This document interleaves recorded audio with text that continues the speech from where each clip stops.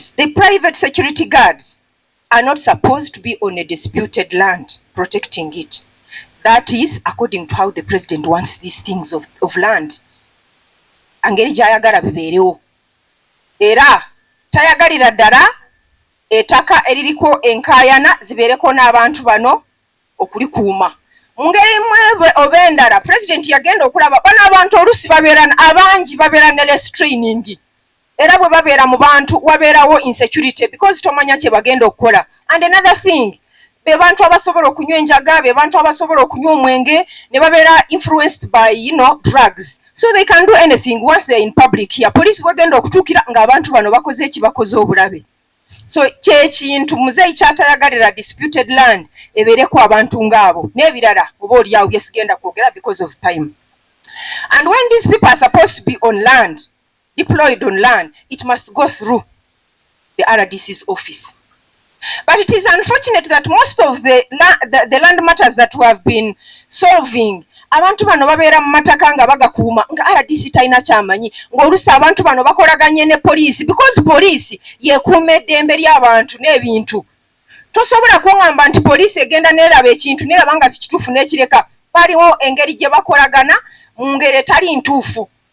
Poliisi bwe ŋŋamba poliisi sitandikira ku IGP n'abalala. Nodda ŋŋamba poliisi ento ebeera wano nemanyi ekigenda mu maaso netayagala ku reportinga mu bakulu abanene because nze ebintu bingi byengeze reportinga wa IGP era yankwasa director operations Frank agenze nga angondeza ensonga taata wange era amwebaza era buli lwe ngenda nyebaza Frank tewali bintu we binzibuwalidde nga amukubidde era n'ekyo ekyakayunga nga DPC alimbye RDC yakikola immediate endoza n'okumukyusa ne bamukyusa. So bano abantu abali kutaka batuyambe babajeewo because they are there illegally. Because something else can happen. Waliwo gye bagenze bakola obulabe babajeewo mukyala Penny nakwatagane bulungi ne office ya RDC which I believe will happen because obwo buba buntuntu ne bumala ne buvaawo. And then I believe of course there will be harmony ng'omaze okuwulira abantu bano kye tulina okubakolera. Pateke bwerangidde nti gwe wesimbawo lwa pati tetwagala mulala yenna bano abatubuzaabuza. Yoweri Kaguta Museveni yasobozezza okubeera wano kati ne Penina ndoza waali ne Penina okubeera wano n'okugamba nti tugendeyo. RDC bwe yankubira immediate n'enkubira bana Fiona naye onnebaza wano mu lujjudde nange nkwebaza.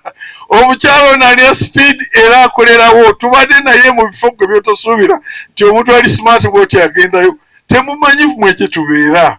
Nakasongole eri mu neeteri ngudo kulo wazitikola kuna twali eri Kiboga munda saawa zalinga 2 za kiro security omanyi tetukiriza kutambula saawa ezo naye ffe twaliyo ekkubo kati wali ate enkuba etonnye naye kyokka n'enkubira RDC ne mugamba twali otutwalawo eyo abantu gye bali eri balindira nakubira nagati wange tukyagenda ati tugende tutuukeyo ne tutuukayo. Era RDC bwe twali eyo munda eyo manyi watuukayo ddeeyo mu kibuga eyo munda ne bagamba nti bwewajja wali ne RDC na Lubega n'osolvinga problemu y'olyo eri ejjo omanyi gye twasooka oli omwami mwerabidde timwagisolovinga ndooza na kakati nagisolovinga. Era ebiri wano n'ebya Penina nemusaba nkwegayiridde Penina oyo ajje tusooke tutule mu RDC's office ebizibu byonna ebiriwo wakati waffe naye tubitereeze nga tuli naani ne President Special Assistant. Tetwagala muzeeyi ajje wano nti ate waliwo ekitali solved wano. Era Penina naye yawuliriza eddoboozi ya directives ezo buli lwaziisa nze nkolagana ne RDC ne tuzikola ne tuzimplementinga ne tuzisa mu nkola. Kati directives zino already kati muli mu kuyomba naye nga temumanyi biri mu directives ebirimu bya harmonizinga ku making sure nti wabeerawo abantu abali ku bibanja kuno ku ttaka lya Penina wabeerawo eddembe, waliwo abakoseddwa nabo bafune eddembe. Kati muleme kuyomba ate nga temumanyi buli mwagala kumuzza mabega minisita ono yakajja wano omulundi gwakubiri kati temumunyiiza. Nze mbasaba mubeere bakkakkamu, twaze olw'okuba wabaddewo bino ebyobutakkaanya, ebyo ebyokusiba abantu, ebyokubonyaabonya abantu, ebyokutulugunya abantu, bye byatuleese wano. Kati njagala mwawule oba muntegedde, mwawule ebintu ebibiri. Kino ekintu ekyokusetolinga abantu ku bibanja byabwe kibadde kigenda mu maaso according to the directives of the president of the minister. Bibadde ebyo bigenda mu maaso. Lwaki twazze wano olwaleero okutulugunyizibwa kwa kyamaani n'abatuuze? Kati muleme kutupapisa, tukole ebintu mu butuufu bwabyo. Muntegedde? Mbadde mugenda kumunyiiza ate ffe sivaawo mangu waya. Ekyo tojja kulimba. Ne Yesu yatuuka mu kanisa n'akuba ebintu byonna tenge n'ayomba. Temuddamu kulimba, tali akulimba. Tuveewo nga tukkiriziganyiza nga investment za Penina tezikuumibwa mundu n'ezikuumibwa obuliraanwa. Abataka abaagalana be balina akambugu nga wasabye esaala nnungi nnyo, yimiriramu bannange, aleluya tuwa webala esaala eyo, era ndowooza kati yetugayidinga esaala. Penina ono abenga bw'atuuka wano abantu bonna baga mwana waffe webale nnyo otuuse, webale nnyo otuuse. Ekyo kye twagala bwe kirina okuba, era twakkiriziganyiza nti bwe tujja wano abo abagamba olinga abo abakomplaininga abo abayisiddwa obubi mugambe nti bali 8. Tujja kuva wano nga tukkiriziganyiza ne Penina okutereeza ensonga zaabwe. Abo tujja kuva wano nga abantu abo 8 era muddemu muyimirire tulabe muli wano abantu wano 8 mujje wano abakosebwa bwe mutyo. Kaakati Penina nga bwe tukijangu bakulabe, kamera zikulabe era wano bantu nga bwe twakkiriza, simanyi oba onooyogerako eri bantu naye ye pulisimo gye twakkiriza, njagala mukirabe bonna tulabe twakkiriziganyiza ne Penina nti abantu bonna aba complainants, era kyavudde mu kamwako gwe wagambye nti njagala manya abo abali hati tukwatagane ensonga ezo ziggwe, era bwe tunaava wano tujja genda okulamula investment, mujja genda naffe wali tutuule tuzimale. Webale nnyo Penina olw'ekyo, kale mugende mutuule. Kaakati ekisigaddewo kwe kubannyonnyola ti bannange emirembe mu kitundu. Protocol observed. Nebaza Mukama ku lw'olunaku luno. Nze ng'omuntu sirina bingi byakwogera kubanga twayogedde ebintu ebisinga obungi, naye tekiba kya bulamu kudda mabega. So tugenda mu maaso. Nze abantu bano mbaagala nnyo, kyova olaba kino ekintu nakireeta mu kitundu kino saakitwala walala ate ky'abantu ate nga kya muntu wa wansi. Bwe nayogeranga nabo ne benjogera nabo bakimanyi nti kyabwe, si maka gange, kintu kya community eno kigenda kubenefitinga this community sinze. So nja basaba nti ndi muntu nzija wano buli lunaku emisana, sijjangako wano kiro, nzija wano emisana. Mbadde mbasaba nti bw'oba olina ekikusumbuwa ntuukirira, siina muntu gwe nali ngobyeko mu maaso gange. Buli muntu yenna gy'oli bw'oba olina ekikunyiga jangu oyogere nange. Nzija wano emisana, siina gwe ngoba, njagala mmanye nti eno community njagala nnyo, nze njagala abantu.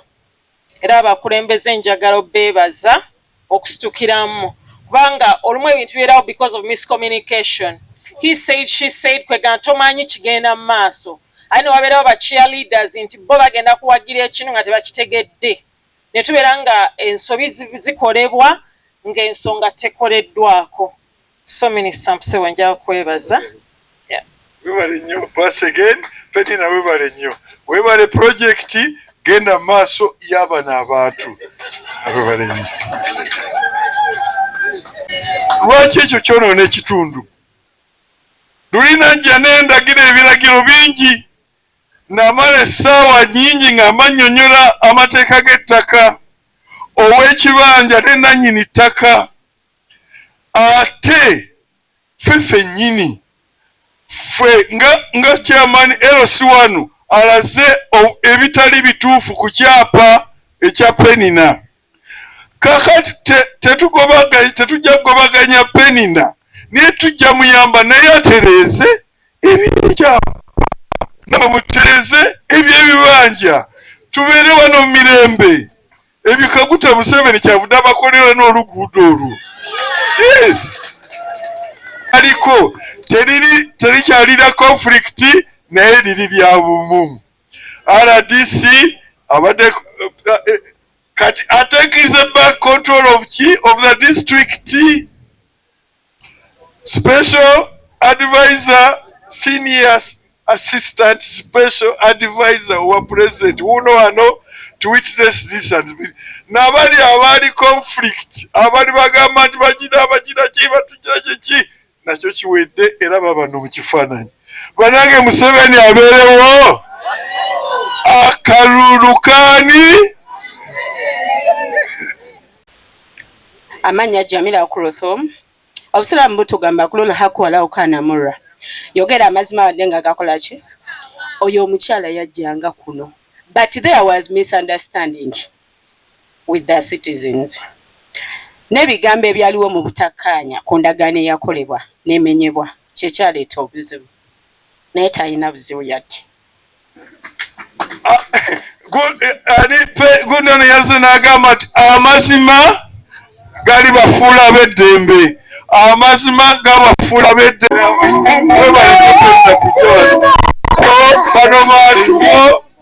Bano bantu b'obeeramu pulojekiti eno ogikolera bano. Ebyo byonna bijja kukolebwa kati tebyandituuse wano naye misinformation. Kakati nva wano tugende wali n'abantu 8 obaoliawo nebo bwa leadership tutegeeze ensonga ezo tulabe byonna tujja kuva wano nga ffenna tusanyuka, mujja kukola emirimu gyammwe. Naye njagala okuleka ekiragiro kino nakyo kyakolebwa mu butanywa na mu kutya. Abantu abasatu bano abakuuma mulowooza balina obukuumi bayinza okuwa? Tewali bukuumi bayinza okuwa. N'olwekyo okuva leero Penina ajja kuba ng'alipootinga mu ofiisi ya RDC Nalubega. Bw'aba yeetaaga obukuumi bwonna RDC Nalubega ye chairman wa security committee wa district yajja okubumuwa ng'ayita mu LC system. Era agambe nti kati wali weetaagayo ka police post kalamba kasibwewo, so si bano president byagaana. Ekyo kikolebwa mirembe era kijja kukolebwa. Era ekyo nga amaze okukiruŋŋamya bano bonna bali alo. Oh. Is it okay? Okay. So, mbadde ngenda bwetu kubanga Penina ali eri mabega. Number 1, bonna ba security guards bajja kureporting ewa RDC alikodinga kubanga byonna binakolebwa in accordance with the law and order. Kubanga kati tuli mu kukkiriziganya biri eby'emabega bigize eki biweddewo. Waliwo eddiini tera nnyo genda oyo w'obusobozi mumanyi oli abamu tebakkiriza naye agamba nti obutategeregana buweddewo obububuze.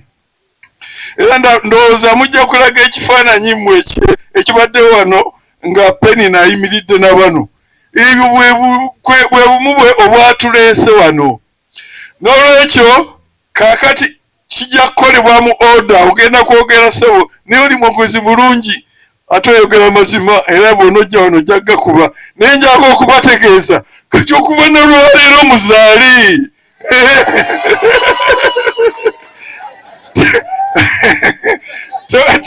tewali kibagana kufu amaanyi g'okuzaala gakomyewo olwaleero kubanga kibudde nja kuwamina nti ssebo eddakiika emu. So Penina ojja kukolagana ne RDC omulage bano ababaddewo mukole security arrangement ababeewo babekuuma kitundu so sikuuma kantu kamu kokka. Eyo ojja kujjalo ennyinga era abanaabawo bajja kubaawo in accordance with the presidential directive. Tukiriziganyiza wali nti kati conflict ku ttaka lino evuddewo, tewakyali conflict onna. Kaakati neebaza n'okuseka babaza bonna RDC ono kubanga bwe twayogedde n'omukulu oli yagambye nti Nalubega ayinza okuba nga alina ebizibu birala byonna byebamugamba naye ekya corruption tekiriyo, tewali ssente muntu gy'atwala. Alinganga nze, alinganga ne Fiona kye tusobola okugenda yonna gye tugenda tetubamanyi na kubamanya kati twabadde mu lokasi ng'ogenda ono mulyako ssente n'ono ogenda mulyako ssente onomala kiki naye Nalubega omutosi we obujulizi ate nga nange nkolage mwapolisi. N'olwekyo ekyo tukikubire mu ngalo era tumusabire mukwano gwange Fiona mumusabire naye baluni n'agifoliga baluni nenyoyo akano kakifoni kyabika ebadde mpewo nano webiri naye webale nnyo okunywera. Kaakati ekintu kiwedde, kaakati tuva wano n'abo 8 tugende wali tulambule mujjeemu n'abalala ekyo ekyabo tukikwe. Naye kati ne RDC mwogeddeko take up that matter. Ono special assistant ye kakitwale naye twagala yenna abe deputy abe assistant abeki let them be subject to the RDC. Ye command and control bwewezikola wajja kuba order. Tewali somo lwaki ogenda wa OC RDC ye mukulu wa security wa district ate lwaki odduka n'ogende wa OC n'ogende wa RSPC n'ogende wani n'ogenda wa RDC command and control structure bwezito bweziri bwetutyo bwe tujja okutambuza eggwanga lyaffe mu mirembe. Penina basabye Penina basabye ojje oyogereyo ku bantu baagala obabuuzeeko